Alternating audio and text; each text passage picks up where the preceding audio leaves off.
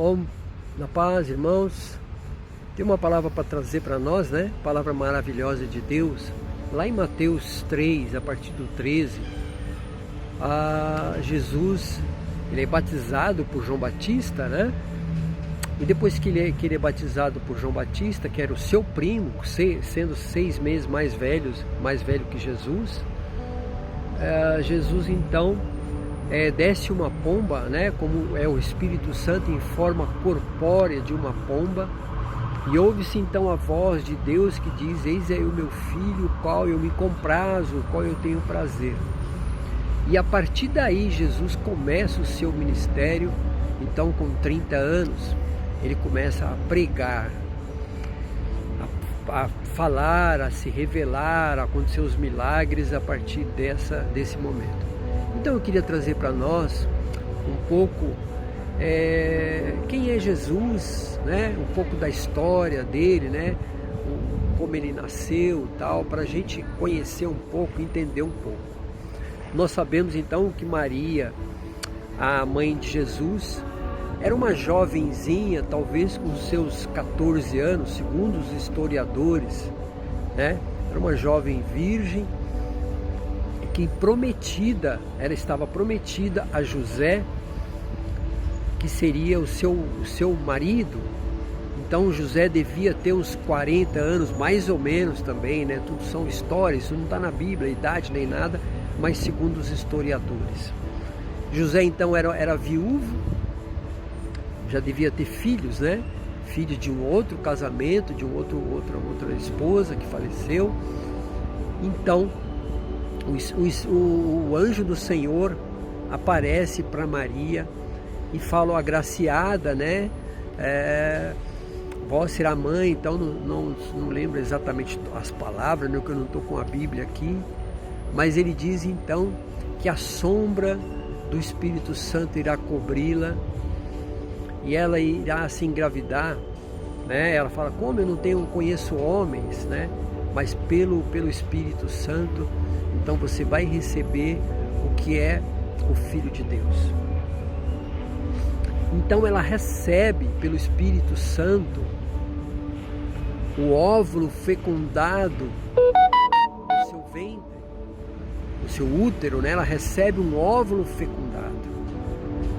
Nós sabemos também que para uma mãe gerar um filho, ela precisa ter relação sexual com o homem, né? E através do espermatozoide do homem, né? Todo mundo sabe disso. Até uma criancinha que nasce já sabe. Mas enfim, só para a gente elucidar. E aí, através do espermatozoide do homem, o óvulo da mulher, gera-se um bebê que herda os genes dos pais de uma geração.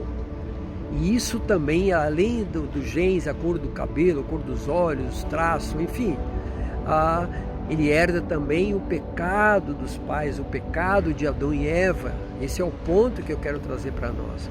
Ele herda o pecado. Por que Jesus, então, ele não vem através de uma relação sexual, ele vem do céu? Porque ele é Deus. Jesus é Deus.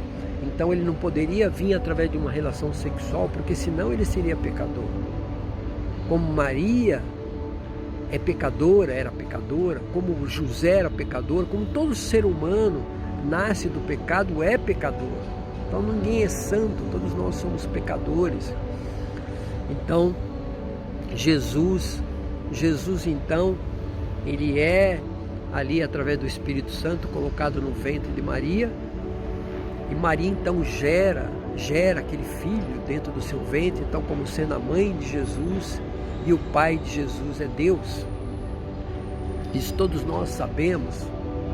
Então quando Jesus então ele nasce, depois de 9 meses ele nasce, ele vem ao mundo como homem, né? Com a carne nossa, com a nossa pele, como um homem normal, um homem falho, mas um homem sem pecado.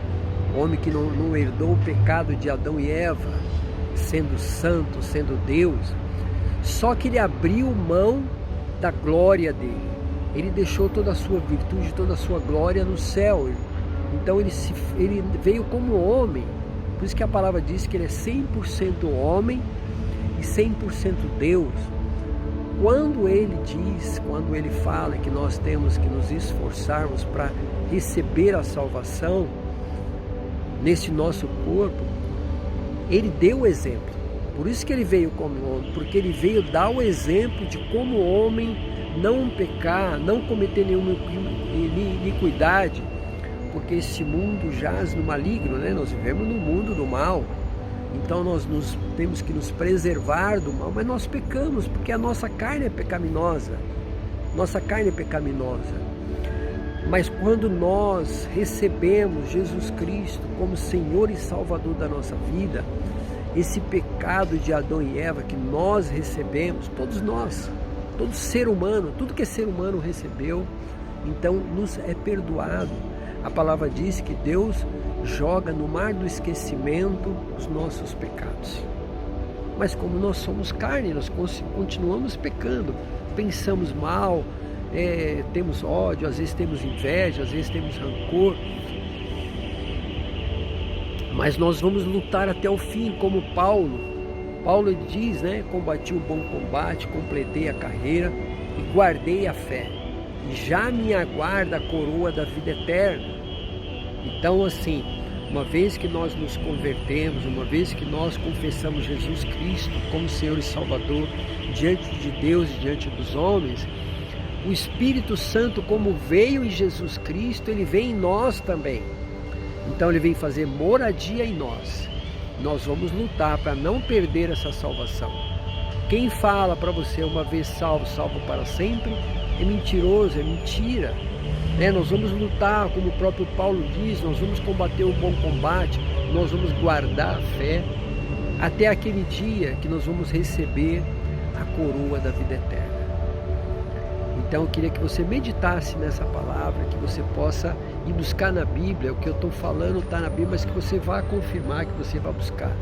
Não crê no que os homens dizem, padre ou pastores. Amém? Fica na paz do Senhor. Em nome do Pai, do Filho e do Espírito Santo. Amém e amém. Ô glória!